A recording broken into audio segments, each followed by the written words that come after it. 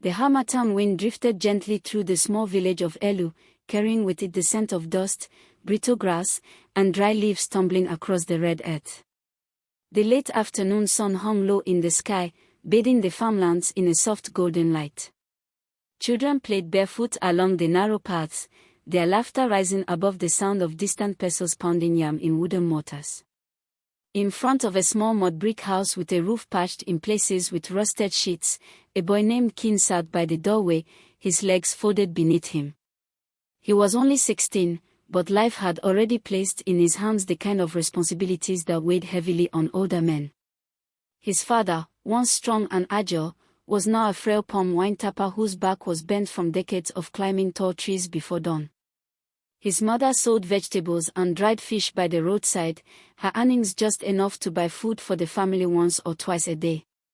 Kene was the first son, the one his parents looked to for help, the one his younger siblings followed like a shadow. As he sat there watching the evening sky turn orange and red, he wondered how long his family would continue this way, counting every coin before market day, patching clothes so worn they seemed older than he was. One morning, his father called him aside. The old man's voice carried both hope and worry. "Kene," his father said, "your uncle from the next village has spoken to a man in the city. His name is Uche, a wealthy trader. He needs a young boy to work in his shop. You will go with him. You will serve him well. And when your years are complete, he will give you enough to start your own life." Kene's heart pounded with a strange mix of excitement and fear. He had never been to the city. The farthest he had gone was the next town during a festival. But the thought of earning something for his family, something that could change their lives, filled him with determination. He hugged his parents before leaving, their frail arms wrapping around him like the last warmth of home. His mother whispered blessings into his ears. His father placed a hand on his shoulder and looked at him in silence for a long time before letting go. The city was like another world. The roads were wide and noisy, filled with impatient car horns and buses shouting their destinations. Tall buildings rose like giants above the streets, casting long shadows. Master Uche's shop was big and busy. Inside, there were sacks of rice stacked higher than Kene's head, cartons of milk, bottles of cooking oil, and goods from across the country. The air was thick with the smell of spices, grains, and freshly opened packaging. Kene worked from sunrise until late at night. He carried heavy sacks without complaint, arranged goods neatly, swept floors until they shone, and served customers with respect. His body often ached, but he remembered his father's words. "Serve well, my son. Your reward will come." Days turned into weeks, weeks into months, and months into years. Time moved slowly, but Kene remained faithful to his work. 7 years passed. 7 long years of loyalty, honesty, and hard work. He had grown taller, his face leaner, and his hands calloused from lifting and sorting goods. To outsiders, it seemed Kene had become part of Uche's household, like a son to him. And Kene believed that too. The morning everything changed began quietly. Kene arrived early, swept the shop, and cleaned the counters. The sun had barely climbed over the rooftops when Master Uche stormed in, his face tight with anger. "Kene," he shouted. "Where is the missing envelope?" Kene blinked in confusion. "What envelope, sir?" "The one with 50,000 naira I kept in the drawer yesterday." "Don't tell me you didn't see it." Kene shook his head quickly. "I didn't take anything, sir. I promise on my life." But Uche's voice grew louder, attracting the attention of other workers and passers-by. "You think I'm a fool? After all I've done for you, this is how you repay me. You have taken what is not yours. Get out of my shop before I call the police." The words cut through Kene's chest like a cold blade. His legs felt weak. Customers who had known him for years stared in disbelief. Without another word, Uche threw a small black nylon bag at him, inside were his few clothes. There was no settlement, no gratitude, just the heavy sting of disgrace. That night, the city felt colder than any harmattan breeze in Elu. Kene wandered the streets aimlessly. Neon lights glowed above busy bars. The smell of roasted meat drifted from roadside grills. But Kene could not taste or hear anything properly. He was too lost in his thoughts. Finally, he sat on the steps of a quiet church.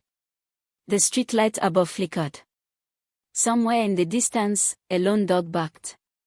He wrapped his arms around himself, both to keep warm and to hold in the pain swelling in his chest. It was there that a tall, middle-aged man in a spotless white kaftan stopped. He studied Kene for a moment before speaking gently. "Young man, why are you sitting here in the cold?" Kene hesitated. He did not know this man. But something about his voice felt safe, like the voice of a father. Slowly, haltingly, he told his story, from his small home in Elu, to 7 years of service, to the false accusation that had stripped him of everything. The man listened in silence, his eyes filled with understanding. "My name is Chief Emeka," he said at last. "And Kene, I believe you. I know the pain of being treated unfairly. But listen to me, this is not the end for you." The next morning, Chief Emeka took Kene to a busy part of the market. They stopped in front of a freshly painted shop. "Here," Chief Emeka said, handing Kene a set of keys. "This shop, and everything in it, is yours. I am giving it to you on credit. Pay me back when you can. Start your life again." Kene's hands trembled as he unlocked the door. Inside were bags of rice, beans, cartons of noodles, tins of milk, and goods worth more than he could have imagined. He fell to his knees, his eyes overflowing with tears. From that day, Kene worked harder than ever, not for another man's name, but for his own. Years passed, and the name Kene and Sons became well known across the city. His business grew into several shops. He employed young boys from villages, boys who reminded him of himself years ago. He paid them fairly, fed them well, and treated them like family. None of them went to bed hungry, and none of them feared they would be turned away without cause. Then, one afternoon, news came that stopped Kene in his tracks. His former master, Uche, had lost everything. A massive fire had gutted his warehouse, leaving nothing behind. To make matters worse, Uche had developed severe eye problems. Without treatment, his world had gone dark. Relatives had turned away from him. He was now living in a small, crumbling apartment. For several nights, Kene could not sleep. He remembered the humiliation, the harsh words, the cold night outside the church. His mind battled between the ache of old wounds and the pull of compassion. Finally, one evening, he called his driver. "Take me to Master Uche's house," he said quietly. They found Uche sitting on a wooden stool in his dim room.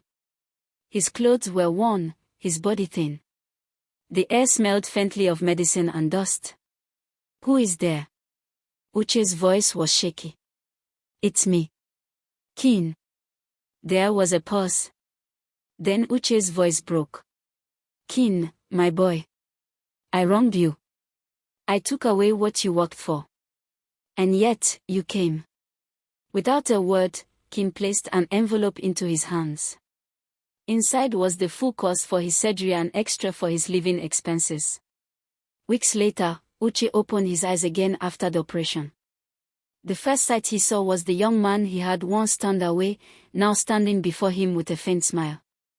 "I have also rented a shop for you, sir," Kene said. "It is fully stocked. You can start again." Uche's knees gave way, and tears streamed down his face. "I am sorry," he whispered. "Sorry for the pain I caused. May the Almighty bless you more than I can ever pray for."